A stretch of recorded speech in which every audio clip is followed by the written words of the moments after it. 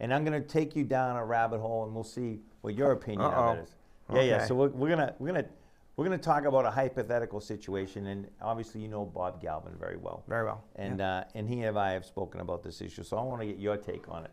Okay. So so everybody knows this is a blind curveball this coming is an at me. ambush. Yeah, this is legal ambush. All right, we'll see how I do. Okay.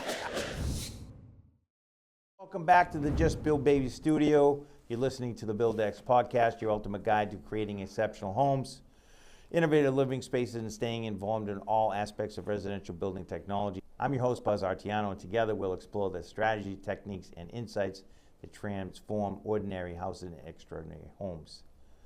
Today we have Bill Sims in studio with us. Bill is a principal at Sims Sims LLP with 42 years of experience in the industry. Welcome, Bill. Thank you, Buzz. Happy to be here. Yeah, so we've known each other a long time. We've done obviously a lot of closings together over the years, here and there, right? Yeah. So maybe take us back to before you were at Sims Sims. Take us to the early days, how you got started in this business and what that looked like. Walk down memory lane. Yeah, Okay. take All a right. stroll. We'll take a little stroll. Sure. I started my career as a trial attorney, doing criminal defense work, civil litigation, pretty much anything that walked through the door back in those days. Yeah. Some, 40 years ago or whatever. Yeah.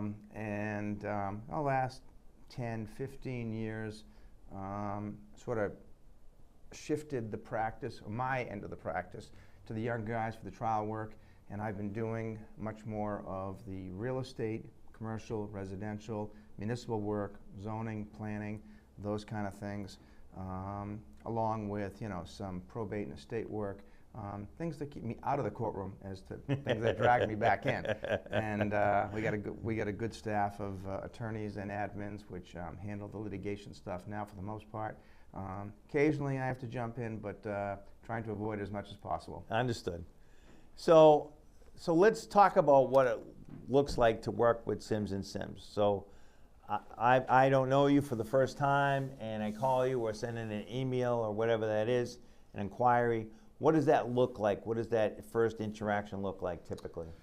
Well, it depends. So, and it depends upon the nature of your issue.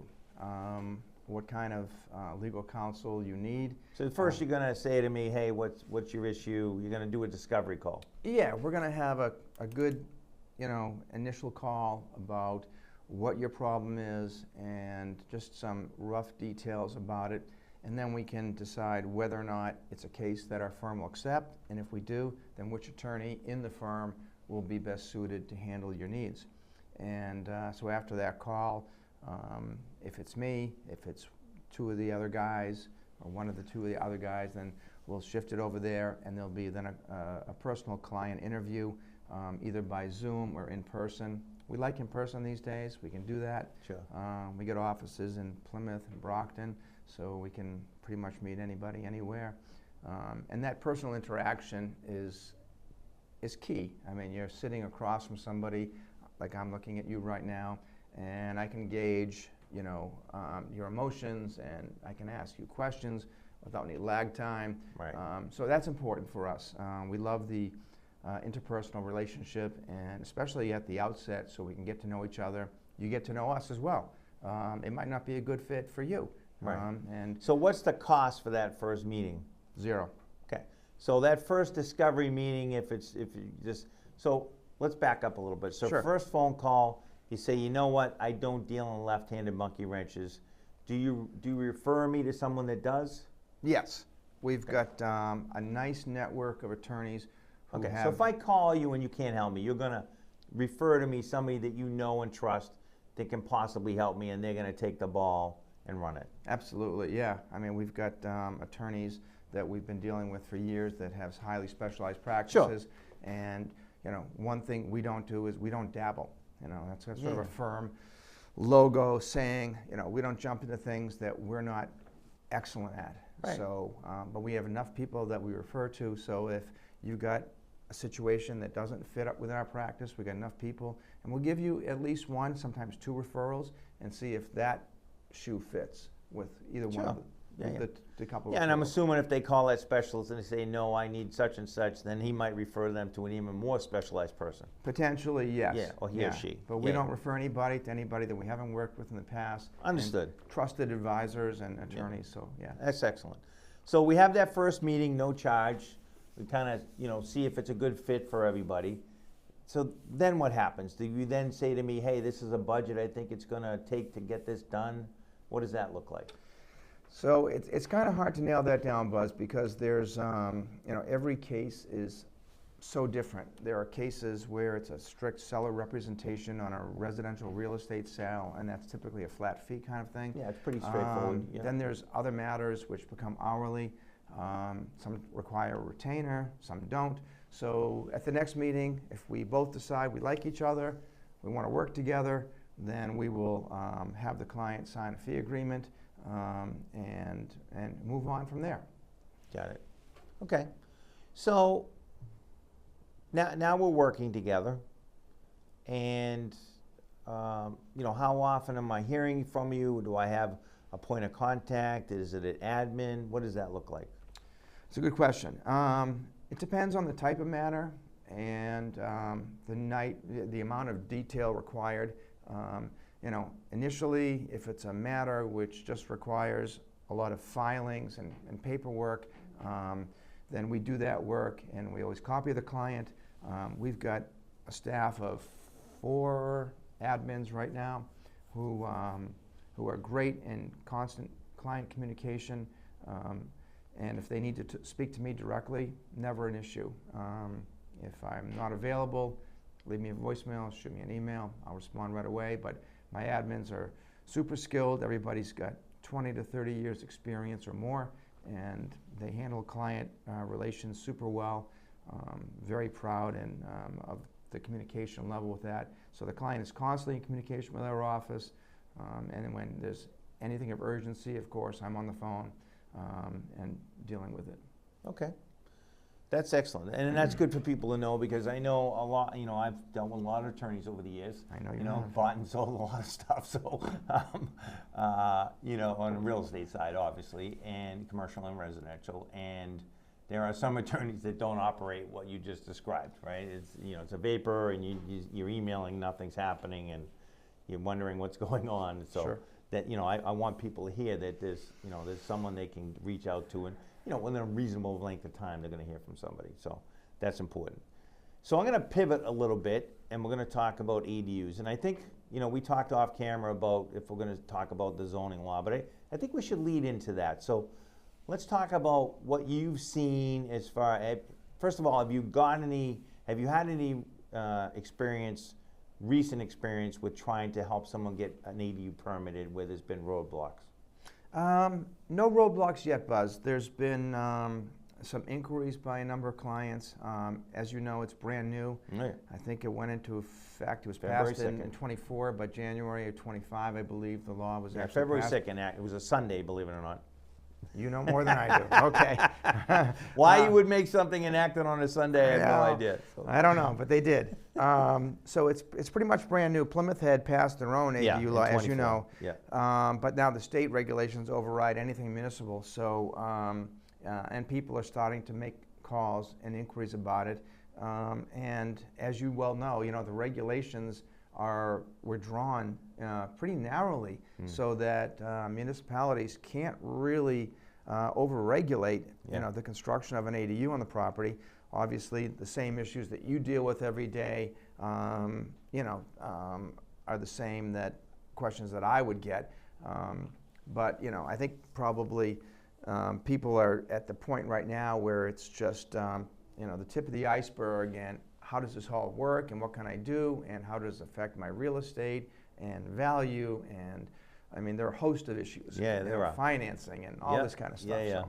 Yeah, and again, just from, little self-promotion, obviously we have an open house every weekend at, generally 5 or 6, and then we move to the next location. But, the number one question beyond what it's going to cost, which is a separate conversation, is will it fit on my lot, and what's involved. And what I always tell them, if you have septic, that's going to be the wild card. Absolutely. That is the number one issue Yeah. that I get calls about is, am I going to have to upgrade my septic? Yeah. And it depends what your septic is Yeah. rated for. Is it a 3-bedroom and you're going to add another ADU? Then yes, probably you're going to need to upgrade that septic. Yeah.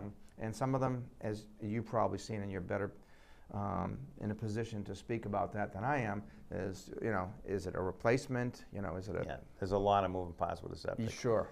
So the main thing that, and I've had a few customers now, that want to build an ADU, but unfortunately the lot is not, conducive to getting as of right zoning. And so I have a couple now that I think we are going to proceed with a permit application and get a denial and go to zoning board. And so it'll be interesting.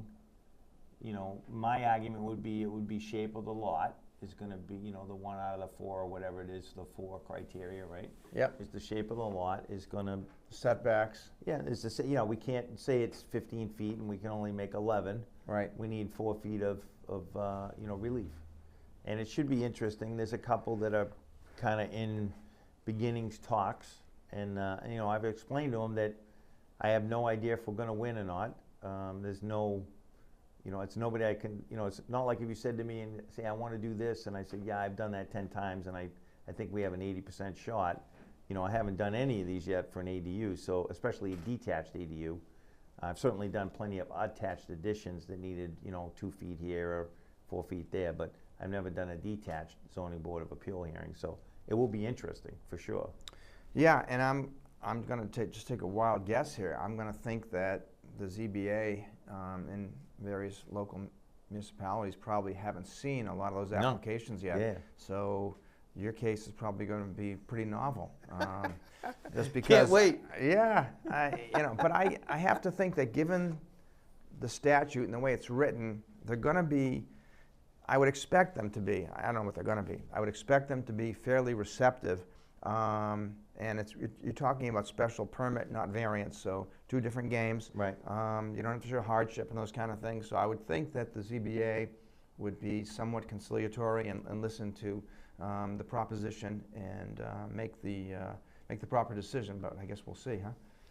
Yeah, it should be interesting because I can see both sides of it. And if I'm sitting on the zoning board, and I sit on a board in Kingston, for 10 years, and so I get to see the other side. I see applications come in, and then, I'm on this side of the desk first. I'm used to being on the other side of the desk, but a lot of times I'm on this side of the desk, so I get to see both sides of it.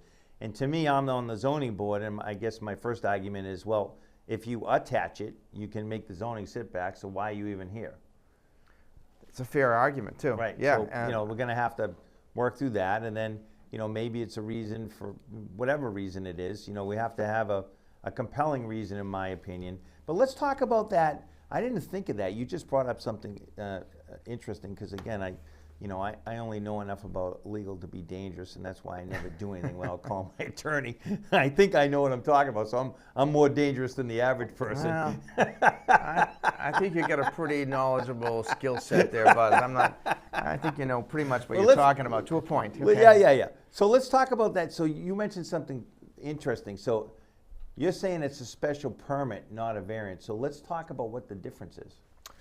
So the special permit is not as highly stringent to grant as it is for a variance. So it's a lower bar. It's a much lower bar. And the variance requires a showing of hardship, and I think the language in the statute is something like owing to the land or something like that. Yeah. So and that's really a much higher.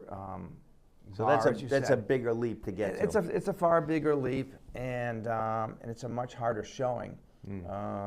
As you sat on the zoning board in Plymouth for over 6 years, so saw a lot of cases, special permits, variances, 40Bs, pretty much everything. Yeah. But in my experience, I think if you can qualify for a special permit as opposed to a variance, your likelihood of success is probably far greater. All right. See, that's why I have you here. Got the brains in the room. Well, somewhat. So, and obviously the next conversation I've had a lot is, not everybody, a lot of people is like, gee, 900's tight, but I want to go to 1200. And apparently, there are 12 towns, cities or municipalities, I'm just gonna call them municipalities, in Massachusetts that already have the ability to get a special permit to go to 1,200 square feet. I know Plimpton in the town meeting passed, and I haven't read the statute to see what it says, but I know you can go up to 1,200 based on some criteria. So that's interesting. So it'll be interesting to see how this all plays out. You know, some towns are very receptive during the permitting process, and some towns are not so receptive. And it's interesting, it's mainly, so far what I've seen is water department and board of health. Because they're talking about if it's municipal water and Yeah, town water. yeah, town water, obviously it's going to put a strain or a little bit on the system. And how do they regulate that, I'm guessing? Is it separately metered? I don't know. I have not dealt with that yet. And then, but the septic is a totally different game. I mean, if you're on municipal sewer, I guess it's not an issue. No, that you just, you you're know, gonna have to pay a connection fee. Right. And it could, you know, Kingston, to give you an example, is $26,000 for the fee to connect, but it does allow you up to 3 bedrooms. Sure. So it's interesting, they don't sell it by the bedroom, they sell it as a package. They have a name for it, I forget, it's initials, EC something, I forget what it is. And this is a whole new deal in Kingston. Yeah. So it's very interesting, and every day I learn something new. Town water, if you have it, is the way to go. Definitely separate metered. And I'm going to take you down a rabbit hole, and we'll see what your opinion of it is. Yeah. Okay. So we're gonna talk about a hypothetical situation, and obviously you know Bob Galvin very well. Very well. And and he and I have spoken about this issue, so I want to get your take on it. Okay. So so everybody knows this is a blind curveball this coming is an at me. ambush. Yeah, this is legal ambush. All right, we'll see how I do. Okay. So, California just did this, and I think it's going to come here eventually. So in California now, they're allowing you to condominiumize the lot. So you have the house, and you have the ADU. You draw a virtual lot line. Yeah. And this is condo A, condo B, and they're forever joined as a condominium association. But now this can be sold and/or refinanced on either side. Interesting. Okay. And I've read the statute from the state, and I don't see anything that precludes me from doing that. All right. Well, do you have a question, or you want me to just comment? Whatever. I just want to, Well, I guess, knee-jerk reaction. How about that? First of all, I like the concept. Okay. Massachusetts, we got 183A, which is the condo statute, which is a sort of by right thing. Right. You can take a 2-family, make it a condo, and nobody can object. Obviously you need permitting for the building construction, but that's it. You file your master deed, your DOT, and you're off. So this is going to be a whole new wild card situation in Massachusetts, and taking the ADU on the same lot and condominiumizing it, I would think could fly. Just like I said, completely off the cuff. Unprepared comment on this. Well, it's some homework for you. Yeah, absolutely. If this stuff is going to start happening, I'm sort of excited about it a little bit. Yeah. No, I am too. No, I like it. I'm trying to find the right customer to do it.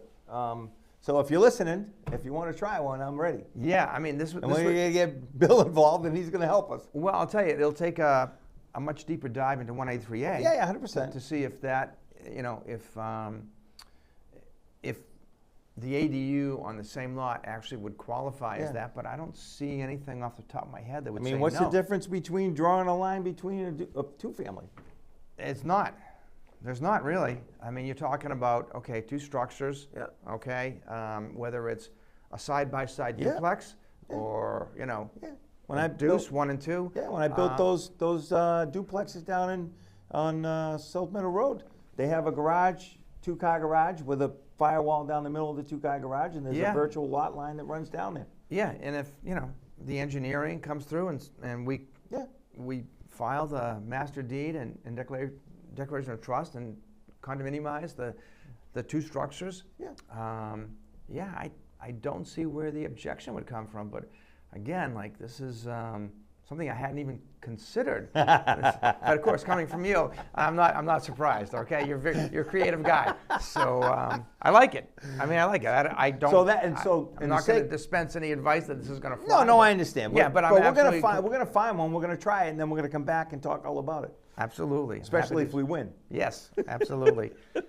If we lose, maybe we don't talk about it. No, we don't want to publicize that. No. So we're gonna go. So this is why when I'm meeting with customers and they're interested in a detached ADU, I strongly encourage them to make all separate utilities, separate septic, septic water, separate electric. So then, if that day comes, you're set up.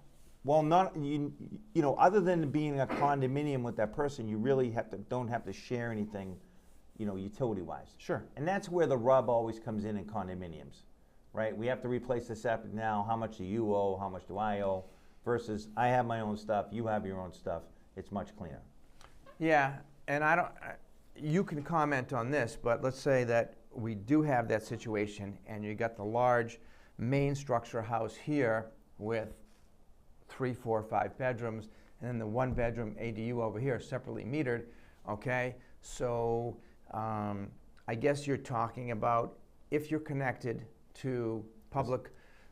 Mainly the septic. If you're sharing a septic. Yeah. So that's the issue. How does that get? Well, the good news is Title V does allow you to have more than one septic system on a lot. So would you recommend doing a separate? Absolutely. Okay. A 2-bedroom septic, you have to, at a minimum, Title V requires you to put a 2-bedroom septic in. Okay. So a tank and a leaching field supporting 2 bedrooms, even if it's a 1-bedroom septic. It sounds like overkill, but at that moment, because here's what I envision happening. So, and I'm just going to give you a typical scenario. Yep. So family A has, the mom lives in the main house. No, I'm going to start with the daughter lives in the main house. She has a house, and it's big enough to qualify for a 900 square foot ADU. Yep. Okay. I'm going to talk about that in a minute. And they have a property large enough to build a 900 square foot detached ADU. Their septic system is currently Title V compliant, but it's only built for the 4 bedrooms that they have, right? My opinion, mom needs an ADU. We build her the ADU and we do everything separate. We put our own septic system in, because honestly, it's almost the same amount as upgrading her the other system, right? It's pennies. Separate water. Now the well, if it's it's a different, I'm gonna pretend it's town water. Separate water connection and its own electric service. Totally separate. 10, 15, 20 years from now, when we don't need that structure for mom anymore, because obviously time marches on, and their kids have grown away or moved away or whatever, and now it's time to do something with this ADU and they don't want to rent it out, they can now condominiumize that if they want. Spin it off. And they can sell it. Or the previous scenario, mom says, you know what? And I'm gonna tie this into your work, which is the estate planning. Maybe mom wants to retain ownership of her house, of her ADU. So we condominium it up front. Now she can be the owner of this structure, and daughter can own her structure, but they're still side by side. Good concept. So, I like it. Because it obviously let's talk about this. So let's dive into estate planning. So I'm just going to pick on mom, right? So mom has a house in Hingham, and she has $1 million worth of equity, and she's going to sell that house, and they're going to spend $300,000 or $400,000 building an ADU on the daughter's property. The mom says, "Gee, what happens if my daughter gets divorced? My son-in-law passes away. They get in a lawsuit. I don't want to do this anymore, and now my $400,000 are tied up because I don't own that property." Well. So besides the condominium, how can mom protect herself? Now you come in. So that's a really interesting scenario. So if you don't condominium the property. Yeah, let's start with don't condominium. Okay, so mom owns everything. All you've got is a structure on the property, but mom owns everything. No, mom doesn't own anything. The daughter owns the main house. Oh, daughter owns main house, I'm sorry. And the mom pays to build the ADU and moves into it, but mom doesn't own the ADU. No, mom owns nothing. Right. Daughter owns everything Right. because the transfer of property always is just the real estate. We don't care about the structure. Correct. When we talk about Yeah, because it's attached to the real land. estate. It's Right. attached. It's putting a shed in the backyard Yeah. almost, but highly advanced, Right. obviously. So yeah, it presents a whole host of problems. Daughter owns everything, and I guess the next question would be, if I was talking to the family, is there a mortgage on the property? Mm-hmm. And if so, whose name is it in? Yep. Is it current? And what happens in the scenario that there's a default? Right, that's my question. So how does mom protect herself versus the condominium? So I think there are a couple different avenues you could probably go down. One of the ones that we've And again, just disclaimer, these are all scenarios. Yeah, just very rough scenarios. Yeah. It doesn't work for everybody. Right. And there's far more Yeah, we're talking high level. Yeah, just very, very rough concepts here.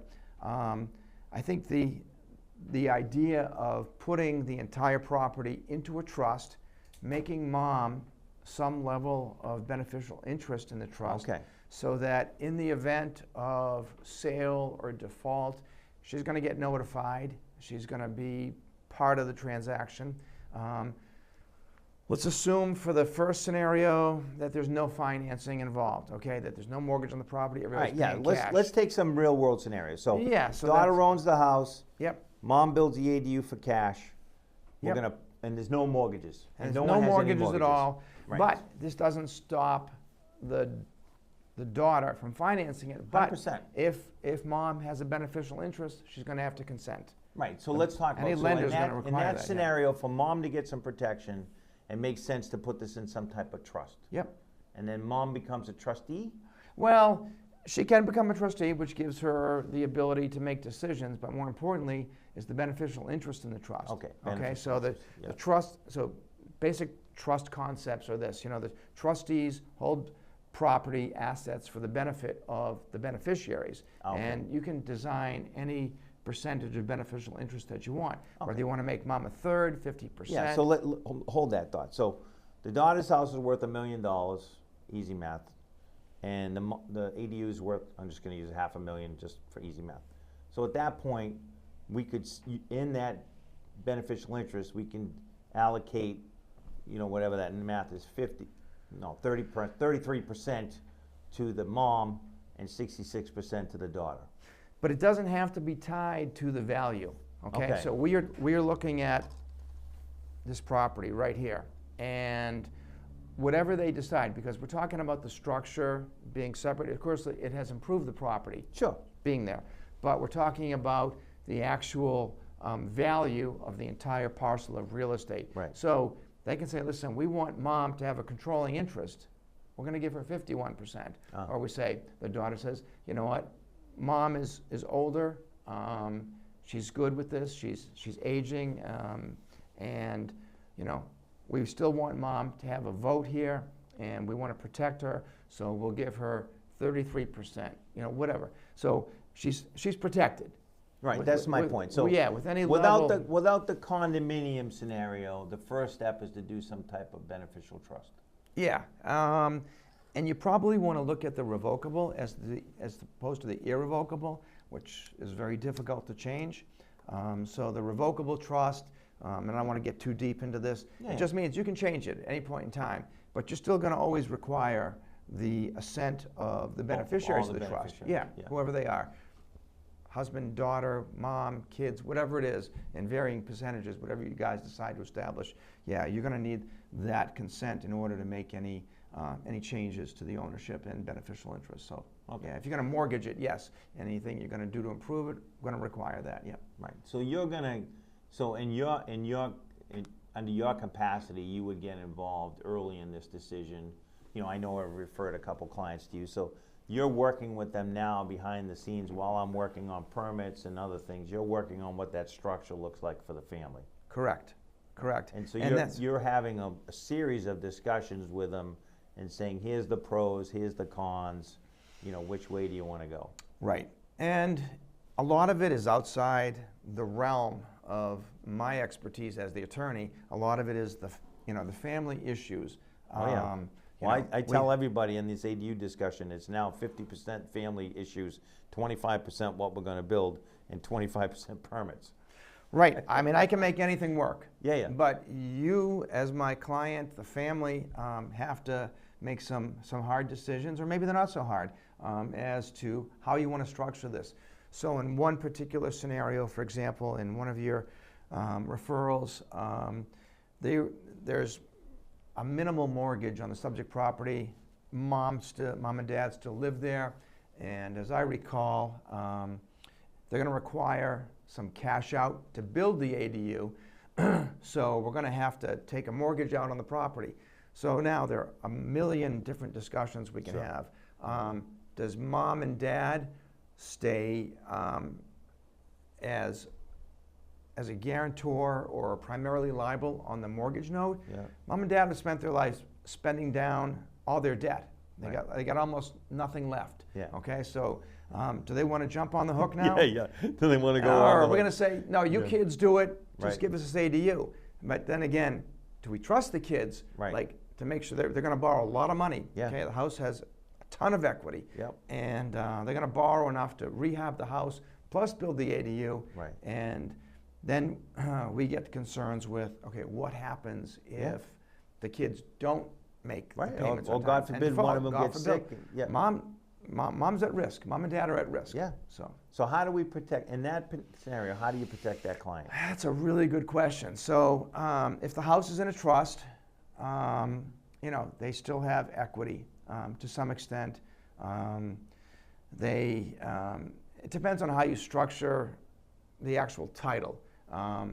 If mom and dad still stay on title to some degree, they could, as a life tenant, for example, Okay. that gives them the right to live there during their lifetime. It's not what they call a fee interest, so you don't actually own the property, Right. but you've got a life estate interest which says you're there for as long as you live. No matter who who. owns it. They could So if sell the it bank- tomorrow, but it comes along with mom and dad. Okay, so if the bank took it, for whatever reason, they still have right to live there. Yeah, and that's a conversation for another point in time, because that gets super complicated. I bet, yeah. Because the foreclosure and the mortgage documents that get signed Right. are primary to homestead rights. Got it. So we got to be careful about how far we want to go down that rabbit Yeah, hole. okay. Okay, but So it sounds like to me, if I'm in that scenario and I want a future proof, the real future proof is the condominium. I like that concept, and it's the first I've heard of it was our discussion tonight, which would absolutely give mom and dad their own Yeah. ownership of that little Yeah. piece. Yeah, their ADU. Okay. Yeah, and that's probably the best protection afforded that I can think of at the moment. Especially if their utilities are separated. Yeah, I mean, in addition, yes. Yeah. I'm just saying, Yeah, like that- the perfect scenario. That's icing. All Yeah. standalone. But if you're able to conduit, absolutely. Yeah. Then they own that Yeah. unit. Yeah. And they can finance it. They can finance it They separately. can sell it. Yep. They can refinance it. Yep. They can take equity on it. They Yep. can take a HELOC on it. Yeah. Absolutely. And I like it. I think it's super creative, and I don't know anything in 183A off the top of my head that would prevent that. So yeah, I like that. And that, as we said, that's probably the highest level of protection you could give mom and dad in that ADU. Right. Whatever happens to the kids on the other side. Yeah. Right. And just to be clear, it's a virtual lot line, so in my mind, it doesn't change any of the setbacks. Right. Right. It's Frontage, none of that. like it would, like if you had a duplex. Yeah. Wouldn't change Yeah, anything. exactly. Yep. Right. So tell me why I can't do it. I don't know yet. I'm not saying you can't. I'm thinking you might be able to. Well, I'm going to talk to those clients that we're working together with, and Yeah. I'm going to see if they want to go first. That might be the I think they're a first perfect test scenario. case. I think they're a perfect scenario for it in my mind. Yeah, knowing what I know about the property and the Yeah. size, it's good Yeah. sized property. Yeah. And it's set up perfect to do it, and they're on town sewer, town water. Unfortunately, now something is happening, and I'm not going to mention the town. Something's happening this week that might allow us for them to have their separate water connection. That'd be super easy. So then we're Then completely. you're moving then even we're- closer to approval. Yeah. Yeah, I agree. Yeah. Okay. I like the concept a lot. All right. Well, mission challenge accepted. For both of us. Got to do a deep dive this week, Buzz. Yeah, that's interesting. So back to ADU permitting. The other thing that I'm seeing, and I'm sure you've seen a little bit of this, some towns are trying to pass very aggressive town meeting roadblocks. And I know one particular town, I'm not going to mention the name, just had a meeting, and that's up at the AG's office. I think the AG is going to kick all that back and say, you know what? So my question for you, and I don't know if you know the answer to this, if I'm a town of XYZ and XYZ passes egregious bylaws against ADUs and hoops that I have to jump through, and it goes to the AG, can he strike down, or can she strike down parts of it, or can she just reject it all? Do you know how that works? So the way that the statute was written, Section 8 of Chapter 150, I think it is, was it overruled local municipal zoning regulations.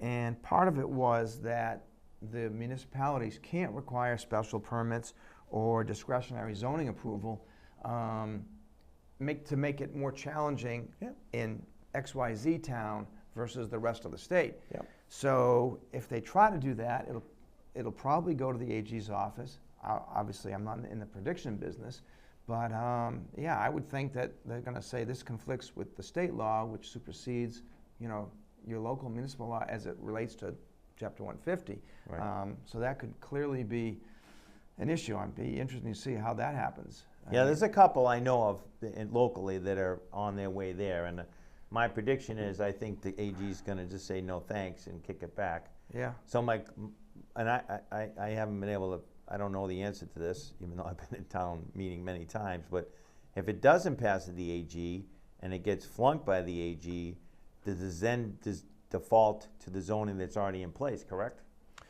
Yeah, as long as, again, that zoning that's in place doesn't conflict with like the state regulation. The state regulation. So anytime that a municipality passes a zoning regulation, there's a 90-day review period by the AG's office. Correct. Okay, so I had a That case. part I knew. Yeah, so there's had a case where a large contractor had a parcel in Plymouth that was zoned a particular way, and he wanted it changed to municipal commerce as opposed to industrial, and passed every board and the town meeting as well.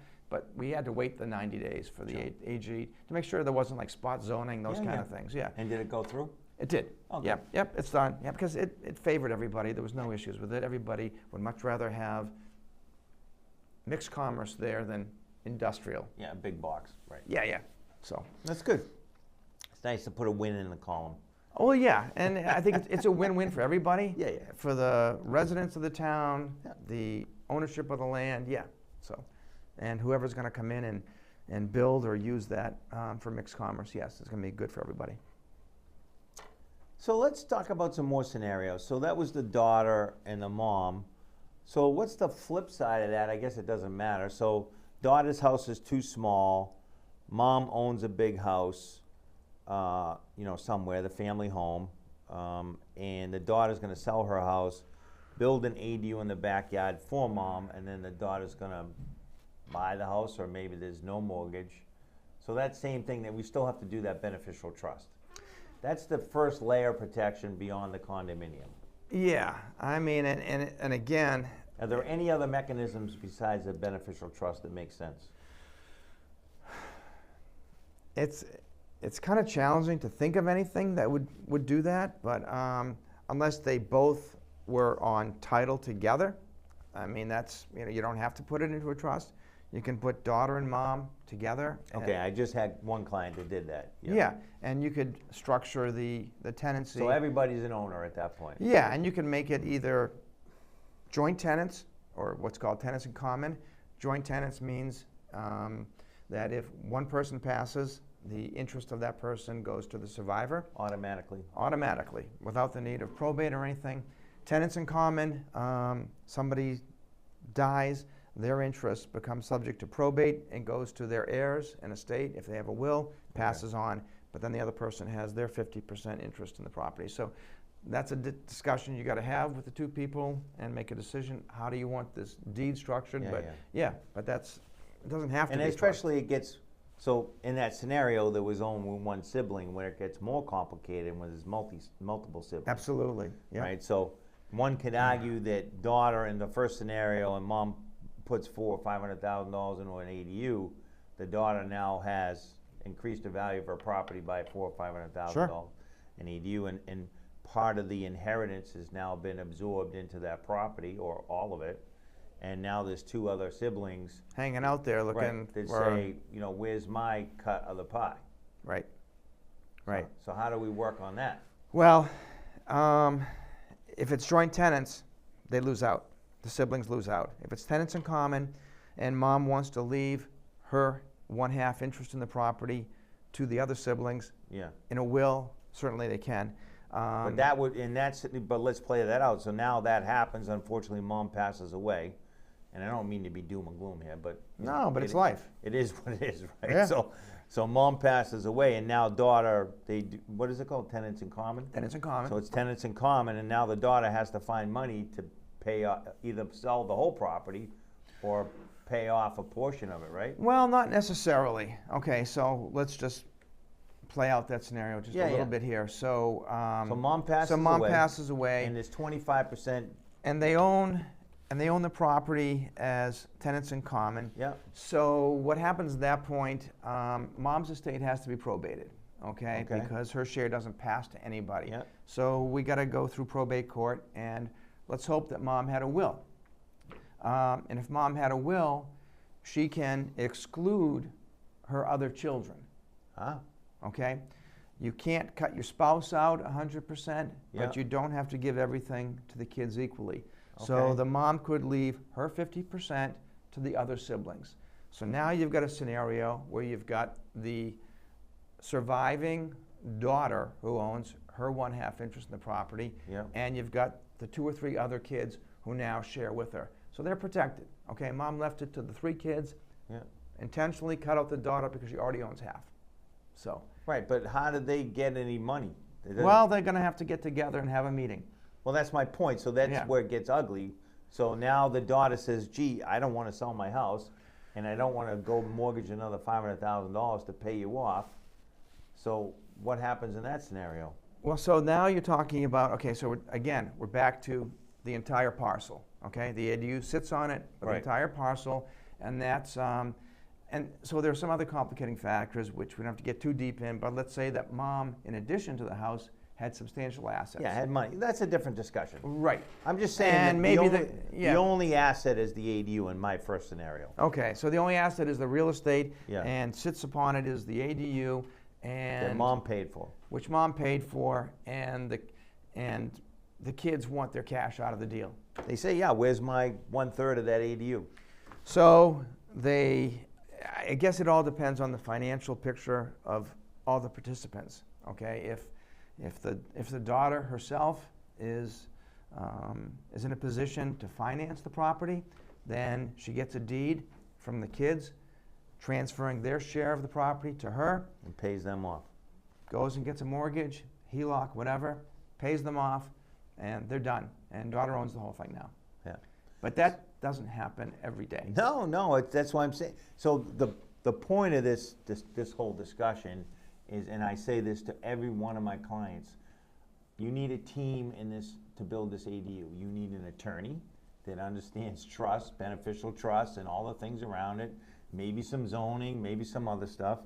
You need a builder, and Sure. you need a surveyor, and all those 3 people, they all have a role in this scenario. But if you don't have, and especially in the ADU world, if you don't have your attorney looking out for the whole estate, it could get really ugly down the road. And quickly. And quickly. Yeah, I mean, the one thing, that we always, Especially if there's multiple siblings. sure, I mean, that, what family dynamics can be like Absolutely. in this day and age. So, Lived through all that. and everybody myself. knows. I mean, that's, Yeah. it's not It's always, all- it's not when always the- simpatico. No, Let's and when leave it at the that. money comes out, it changes people. It just does, unfortunately. 100%. And, Yeah. The best advice I can tell people is, don't go it alone. Don't try to go onto the internet and Oh, no. chat GPT and, I tell and say, people, I find this and I find that, because Yeah. the information you get no. may not be applicable to Massachusetts. Exactly, and that's why I tell everyone, listen, I have obviously a list that I send out, and but I tell them, listen, if you don't like somebody on this list, then you need to find someone that's doing this all the time, because you don't realize that this is a deferred liability, and 10 years later, it all comes back to bite you. Sure.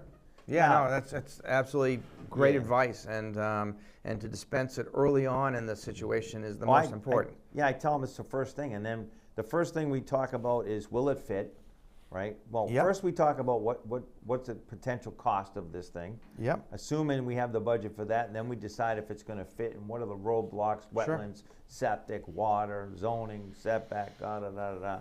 Before we spend any money on a surveyor or anything, we want, I have some software I use that we can really get close to see what's going to happen. And then, unfortunately, at that point, we have to spend some money. As a matter of fact, I was meeting with a client last night, and I had some real concerns about an abandoned cranberry bog that abuts their property. And it looked to me like one of the ditches, it's a natural bog, it's not a man-made bog. And I was very concerned that would be considered a stream. And if it's considered a stream, there's no way that in this particular parcel they're going to be able to build. Sure. Maybe attached, but not detached. And I said, listen, the first thing we need to do is get an opinion if that's a stream. I can go on the Mass GIS, but I'm not a stream expert. Let's spend, $200-300. I know who to reach out to and get a professional opinion before you spend any more money with anybody, and see if it makes sense, if we're gonna have a problem. Let's get this initial roadblock, because that is a game over stopper. Let's not spend $5,000, $6,000, $7,000 in experts to then find out we Sure. lost way back here. So I like to baby step that front end before we're spending a lot of money. Because the last thing I want to do is spend $4,000, $5,000, $6,000 worth of somebody's money and say, oh, gee, it didn't work. Right. Right. You want to have a game plan in mind and a strategy which actually looks like it should work. Yeah, exactly. And yeah, there's no guarantees. Yeah, but I tell Absolutely. people, listen, I'll give them a percentage. Look, this is 80%, 90%, 70%. It's 50-50. I think it's going to go. If it's lower than 50, I usually say, listen, unless you really want to try this and you have $5,000, $6,000 to spend, I'm willing to do it with you, but just understand we're proceeding at risk. Right, and you're smart to get the engineering concepts out of the way early on. 100%. If it's not going to fit, and there's zoning issues, Septic, or bad soil, whatever the construction concerns are, we can deal with legal next step. But step one is obviously what you do, so that's important. I agree. Yeah, and then the next breath I say to them, I says, while that's happening, you need to get counsel on all things around your family, because. Did you ever watch that show Billions? Did you ever watch that show? Oh, yeah. Yeah. So you remember the psychologist? Oh, yeah. Yeah, I can't remember her name, but anyways, after about 6 months of doing, meeting with all these clients, I'm at the point now where I need like a family counselor to go and meet with the clients separate from the building project, especially if there's multiple siblings, because all of these dynamics going on. Who's going to get mom? Which house is it going at? And estate planning, money. This, that. Does mom get along with the spouse of the sibling, the son or the daughter, right? So and the more common thing that I'm seeing is that you've got siblings in different stages of life. Yeah. One's working as an investment banker in New York City, doesn't need the money. The other one is, doing something completely different, and the third one, is in yet another place in their life. So everybody has to sort Different of come financial together. positions, And it really makes a big difference. So that's why I joke all the time when I need that lady from the show to work with these families. She's got to put it together. Yeah. Counseling is important. Yes, we're gonna bring yet another member in on our team. Yeah, Okay, you're gonna get the lawyer, the engineer, the And the architect, family the counselor. builder, the lawyer, and So if anybody's and the listening, psychiatrist. Yes. If anyone's listening and you provide that service, I'd love to have you on the podcast to talk about it. Right. So, so that's what I explain to people. They need a team, and then while we're working on that, you need to reach out to a lawyer, an attorney that really understands this whole scenario and has worked in zoning and all the things that you do, to guide them through that process. And I know we're not going to take a deep dive, but let's just talk about Medicaid trust quickly. I know we're not going to Sure. define it, but maybe just quickly what that means and kind of who it's for and who it isn't for. So, Medicaid is a state-sponsored program which provides for financial support for people who need to go into long-term care nursing homes who are financially, let's say, use the word destitute or whatever. They don't have the ability to pay for it. But in order to qualify for that, you have to meet certain criteria. And it is really for those who do not have any assets. There is Medicaid estate planning available so that people who are let's just say, so that the high-end net worth people, okay, are not in this game. Because if they have to go into a long-term care facility, they're going to private pay. Yeah. Unless they have, long-term care insurance, which is also something that only, a certain segment of the population has. It's very expensive. But now you're talking about the middle to the, lower end of, the population we're talking about. And there are estate planning strategies that can be executed where you divest yourself of all your assets in advance of trying to qualify for Medicaid.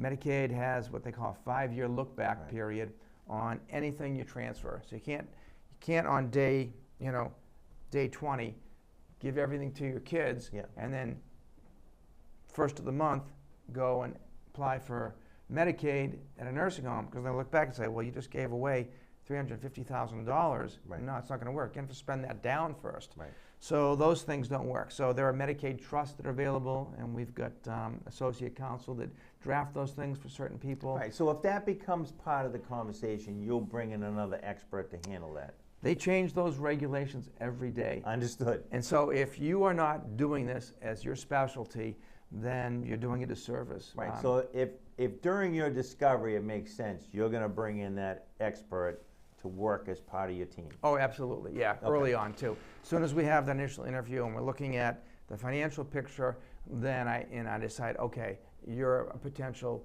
Medicaid planning estate client. We're going to bring in so-and-so to help us structure a deal. You're still young enough, and these are the pitfalls, and these are the benefits of doing an estate planning trust with for Medicaid purposes only. Yeah, got it. And that it has its pluses, but it's got its minuses too.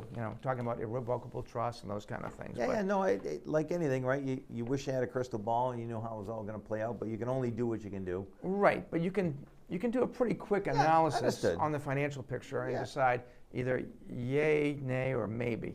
Right. Yeah, but again, that's all part of that initial conversation they need to have with you.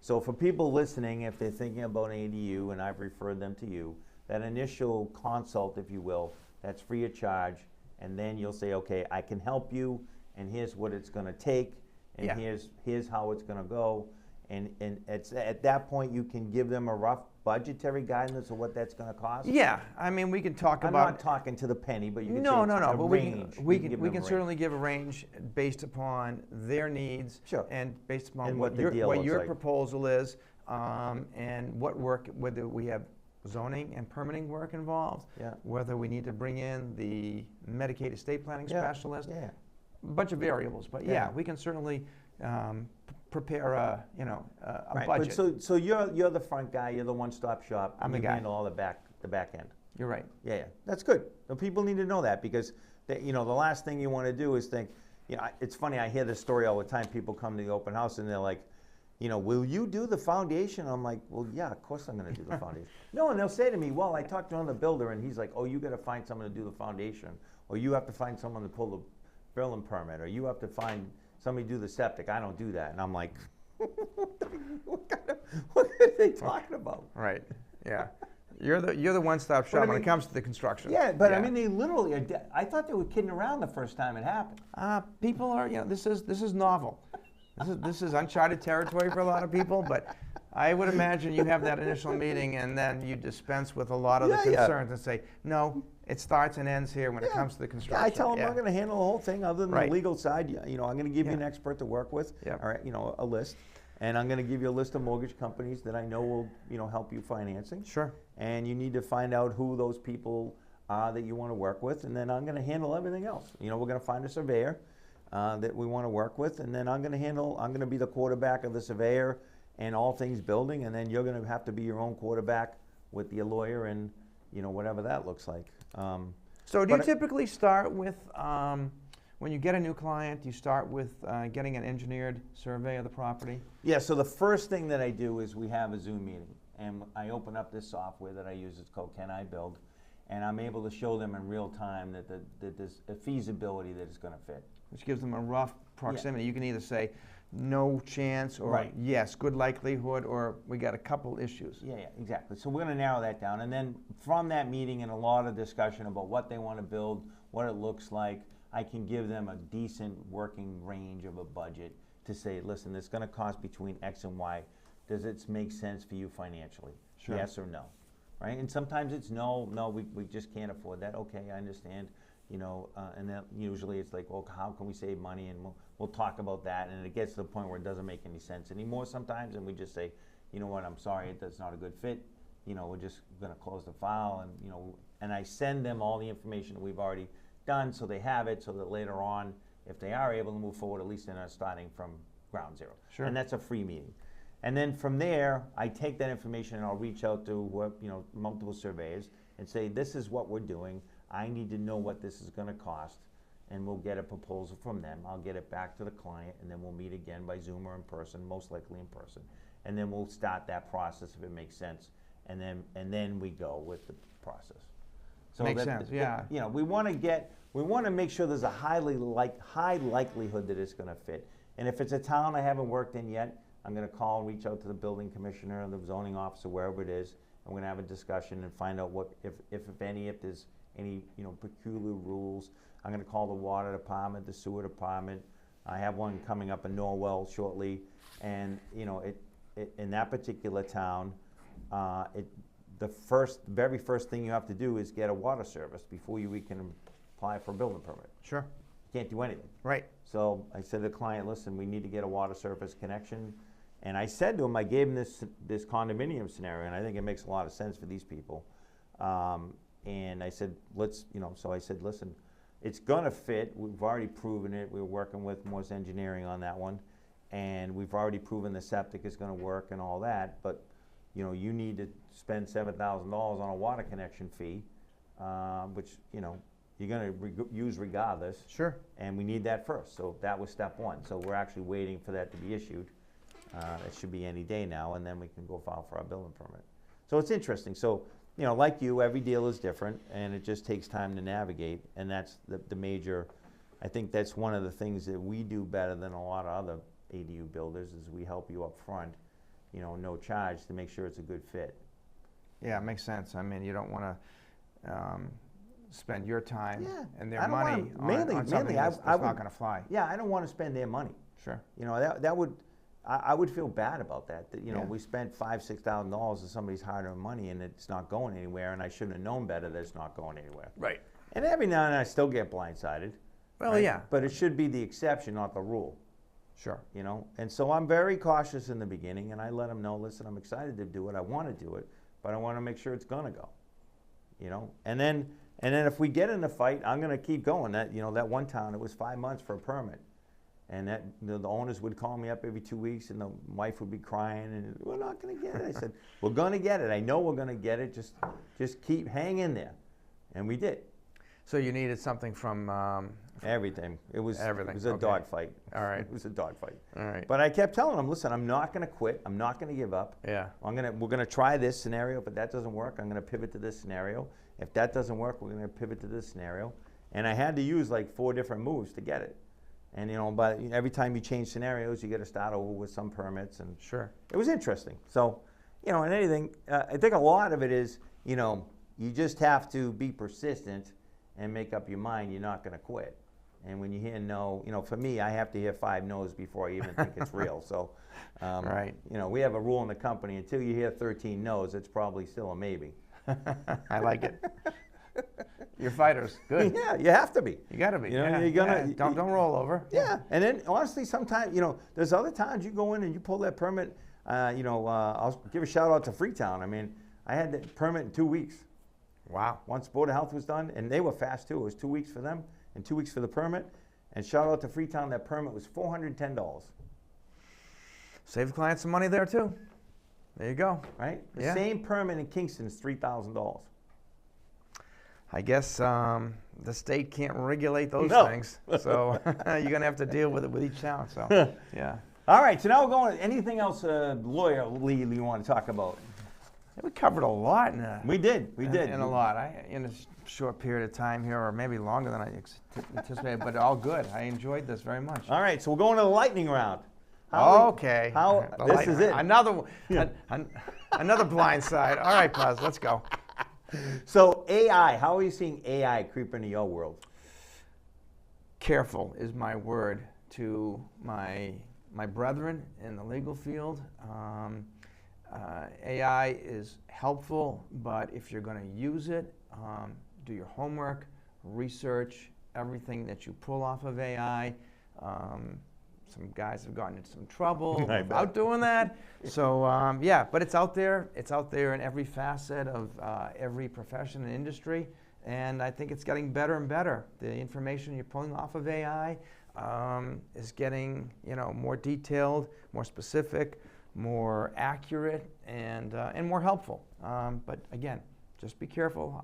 If you're going to use it, research it. Amen. Favorite tool you can't live without? Oh, jeez. Can I go with my admins? Sure. Absolutely. Yes. Yeah, I'd be done without them.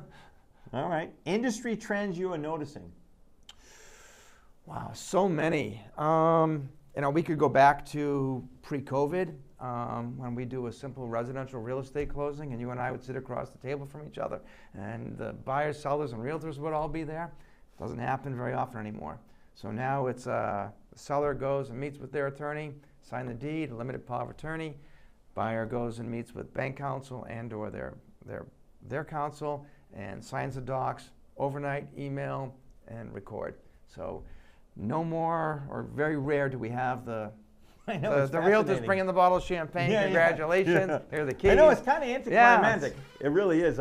But I don't miss the old days of the registry standing in the hallway. No, that I don't miss at all. A lot of people do miss the sort of camaraderie. Yeah, I do. And the sellers would come Yeah. in and give them a big binder. Yeah. Here's our oil company. Yeah, here's yeah. here's the contact for your snow plowing Yeah. and that kind of stuff. So yeah, there's a little bit of a little absence of that sort of camaraderie. Yeah, so what I've done in place of that now, so when I'm selling a property, not building an ADU, that's a different Right. celebration, but in the celebration of the purchasing a house, we kind of recreate that at the house right after the closing. That's nice. Yeah, Yeah, because I do miss that part of it. It's a big event, especially Yeah. for a first-time home Yeah, buyer. that's what really. So for me, the ADU is the closest thing to a first-time home buyer. Yeah, probably. I really feel like that same spirit. That's what's initially attracted Well, you're to talking me. about a big life transition Yeah, for yeah, somebody, yeah. Yeah, whether yeah. it's, mom, dad, or Right. the kid moving into something. But Yeah. it's a transition. That's what I really got attracted to early on. Yeah, and I guess the bottom line is that, we're staying in the same property. Yeah, yeah. I love it. You grew I up love here, everything about it, yeah. whatever. Yeah, that's nice. Yeah, I love everything Yeah, about it. I like it. Dream project you'd love to work on? Oh dear. I would just say I don't have one specific. I enjoy what I'm doing for the most part now. I enjoy working with clients on their real estate development issues and their municipal issues. So can't really nail down All right. one right now. All right. Maybe someday going in front of the Supreme Court of the United States with something. All right. All right, there you go. Best piece of advice you've ever received? Wow. Caught me off guard once again, Buzz. All right. You're in the hot seat. I am in the hot seat. You're doing great. Trying. Best piece of advice. Probably know the answer before you ask a question as an attorney. All right. That's legal advice, okay? How's that one? I don't know where that came from. Probably from my father. I like that, yeah. That was 40 your years dad. ago That or was your something. dad reaching out there. Yeah. Advice you would give your younger self? Boy. I don't know. Stay focused. Pursue your passion, maybe something like that. Okay. If it's not for you, then find something that is. Amen. Favorite food and dessert? Oh, man, I love to eat. Okay. Who doesn't? Yeah. I can go from the very basic steak on a grill Yeah. to something very creative, but across the So board. you have a wide palate. I do. Seafood to beef and everything in between and that kind of stuff. And favorite dessert, I really do like a good tiramisu. Can't go wrong there. Can't go wrong. If you could have dinner with anyone alive or dead, who would it be? Oh my God. So we've had this conversation with some of my friends and family about. Well, you should know the answer then. Well, no, because it's a golf foursome, okay? Okay. Because you know what happens in golf. Yeah, yeah, You're yeah. out there, and you know it's not always about the golf. No, So no. it's about okay, who would you like to talk with? You know, and I've got a bunch of weird answers for All that. right, well, just give it one. Oh, okay. Lee Harvey Oswald. Okay.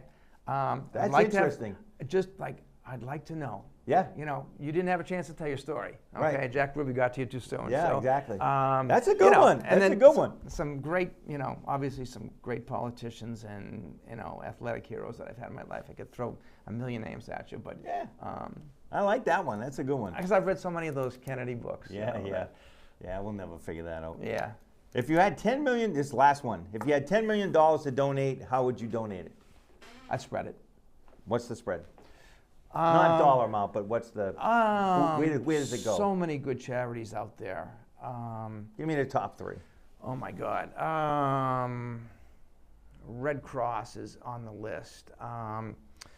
There's a bunch of humanitarian charities that are doing things like Oxfam America, those kind of things internationally, and then on the state side, I mean, there's enough programs and stuff that need support. I can't name them all, but yeah. No, that's fine. But I would absolutely spread it. No one person, no one entity, no. Yeah, it's interesting. It's funny how that I love that question because it really shows you how much need there is in so many different areas because everyone that sits in that chair has a different answer. That's the question which I said, can we take a break? Let me think about this and come back, but we didn't. We kept it going, so it is what it is. Well, if you have an answer now, we can dub it in. Nah, we're good. Okay. We're good. I'm not gonna. It'd take me some time to think about it way too much. No, those but were good answers. I'm good. I'm good with it. I think I'm okay. All right. All right, well, that's a wrap for today's episode of the BuildX Podcast. Thank you, Bill Sims from Sims Sims LLP, for joining us. Please subscribe, like, and share if you enjoyed. See you next week. And remember, just build, baby.